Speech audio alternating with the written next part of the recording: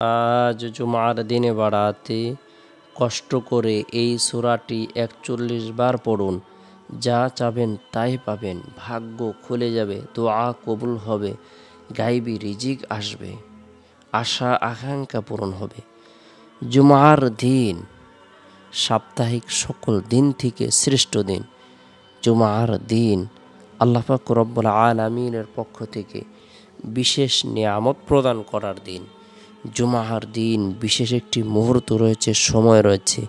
কোনো মুমিন মুসলমান যদি রব্বুল আলামিনের দরবারে কোনো কিছু কামনা করে, বাসনা করে, আল্লাহ তাআলার দরবারে রোনাজারি করে, আল্লাহ পাক রব্বুল আলামিন তাই তাকে প্রদান করবেন যেটা তার জন্য কল্যাণকর। জুমার দিনটিকে স্বয়ং নবী করিম সাল্লাল্লাহু আলাইহি সাল্লাম গুরুত্ব দিতেন। আমরাও যদি জুমার দিনটিকে গুরুত্ব দেই, এই দিনে নফল ইবাদত বন্দেগী করি, বিশেষ করে কোরআন তেলাওয়াত করি, সূরাতুল কাহাফের আমল করি, আল্লাহ পাক রব্বুল আলামিন ৭০,০০০ ফেরেশতা নিযুক্ত করে দেবেন। এই ৭০,০০০ ফেরেশতা দীর্ঘ ১ সপ্তাহ পর্যন্ত মাগফিরাত কামনা করতে থাকবে। জুমার দিনের বরকতপূর্ণ আমল সময়ের মধ্যে অন্যতম ফজিলতপূর্ণ একটি আমল হলো সূরাতুল কাহাফ তেলাওয়াত করা। আমরা জুমার দিন ফজরের নামাজের পর থেকে নিয়ে জুমার নামাজের আগ পর্যন্ত যে সময় রয়েছে, এই সময়ের মধ্যে সূরাতুল কাহাফ আমল করার জন্য চেষ্টা করব। পরিবার পরিজনদেরকেও আমল করার ব্যাপারে উৎসাহ প্রদান করব। এরপরে জুমার দিন জুমার নামাজ সম্পূর্ণ করার পর, মা বোনেরা জোহরের নামাজ সম্পূর্ণ করার পর নিরিবিলি এক পরিবেশের মধ্যে বসে পবিত্র কোরআনের বরকতপূর্ণ একটি সূরা কষ্ট করে আমরা ৪১ বার পাঠ করব।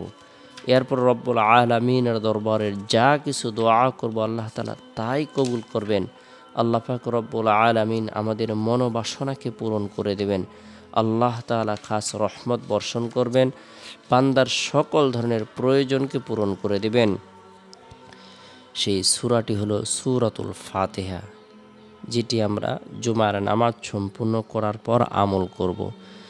সূরাতুল ফাতিহা এটি পবিত্র কোরআনের সর্বপ্রথম সূরা। এই সূরাটি মক্কায় অবতীর্ণ হয়েছে। এই সূরার মধ্যে একটি রুকু রয়েছে, ৭টি আয়াত রয়েছে। হযরত উবাইয়া ইবনে কাব রাদিয়াল্লাহু তাআলা আনহু বলেন, রাসূলুল্লাহ সাল্লাল্লাহু আলাইহি সাল্লাম বলেছেন, আল্লাহ পাক কোরআনের মা তথা সূরা ফাতিহার মতো তাওরাত ও ইনজিল কিতাবে কোনো কিছু নাজিল করেননি। আর এটিকে বলা হয় আস-সামাউল মাসানি তথা বারংবার পঠিত ৭ আয়াত, যাকে আমার ও বান্দার মাঝে বন্টন করা হয়েছে। আর আমার বান্দার জন্য তাই রয়েছে যা সে চাইবে। সুবহানাল্লাহ। অর্থাৎ সূরাতুল ফাতিহা পাঠ করে সে যা কিছু চাইবে আল্লাহ তাআলা তাই তাকে প্রদান করবেন। বিসমিল্লাহ সহ আমরা সূরাতুল ফাতিহা ৪১ বার পাঠ করব।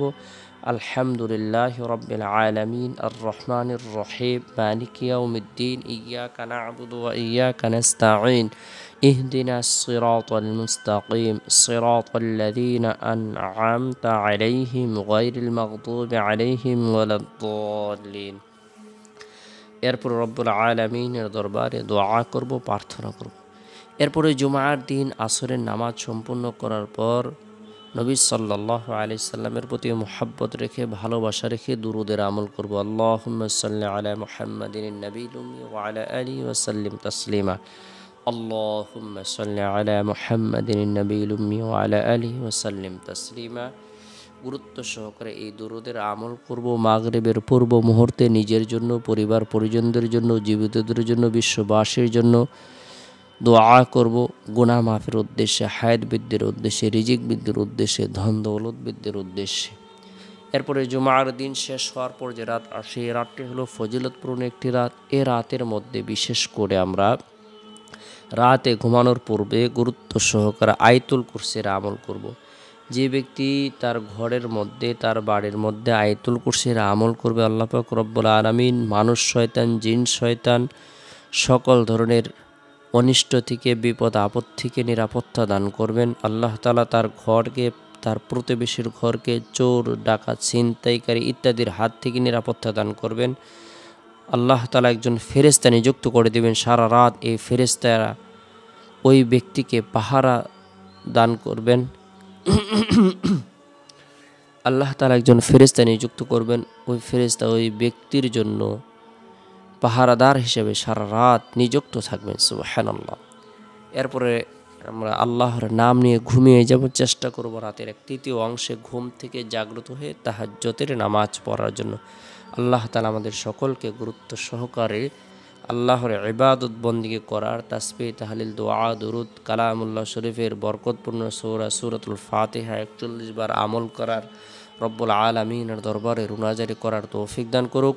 সকলে ভালো থাকুন, সুস্থ থাকুন, সকল সুস্বাস্থ্য কামনা করে শেষ করছি।